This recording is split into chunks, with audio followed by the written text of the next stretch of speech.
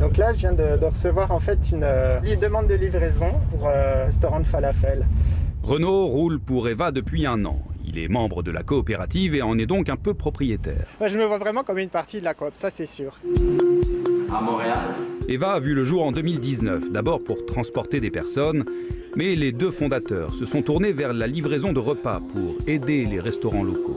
Avec des plateformes comme Uber Eats, le client, lui, il voit des frais de livraison de 4 $, ce qui est totalement faux. Les frais de livraison que ces plateformes-là prennent sont de 30 $ sur 100 $. Des baisses ciblées ont été mises en place, mais la coopérative procède différemment.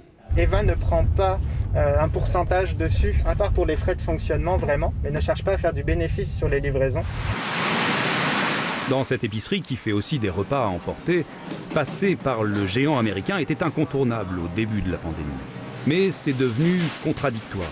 Dans une idée de commerce local, de quartier, puis qui fait la belle part aux produits locaux, tout ça, d'utiliser Uber Eats après ça pour faire livrer la nourriture, c'est sûr que c'est moins logique, là.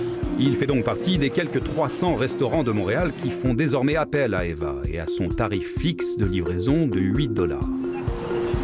Renaud attend son tour avec ses concurrents pour récupérer la commande sur le trottoir. Et il ne recevra pas de nouvelles demandes avant d'avoir livré celle-ci.